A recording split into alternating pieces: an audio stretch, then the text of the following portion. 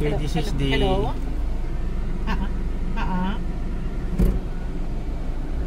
Sige. Sa labas ka? Sige lang ha. Thank you.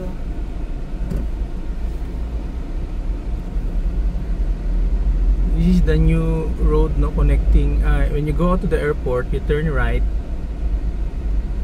At least may na pala, dati rough road to eh. So this is on our left is yung road from yung intersection.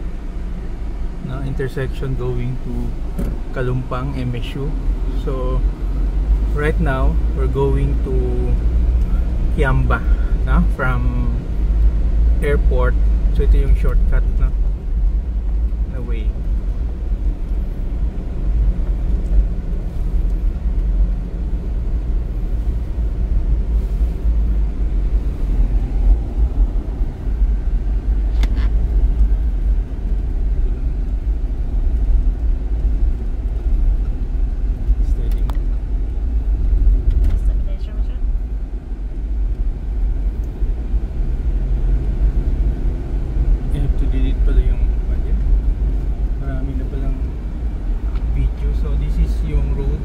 Paglabas natin sa dulo, that is Fishport na.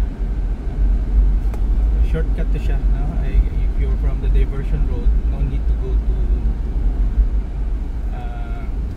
yung Kalumpang, no? Tumbler, Labangal na area, no? So traffic, so dito na yung daan mo, no? If you want, kung galing kang Davao, on the right side is yung airport na yan, no? Itong naka-fence na side sa right, that's the perimeter fence ng Jansan airport. So we'll be traveling around 1 hour and 45 minutes according to Google, from airport na